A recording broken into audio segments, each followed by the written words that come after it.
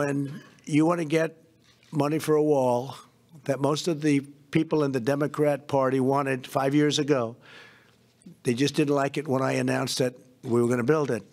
They were unable to get it built. They had the money, but they were unable to get it built because it takes talent to build things, and they don't have that talent.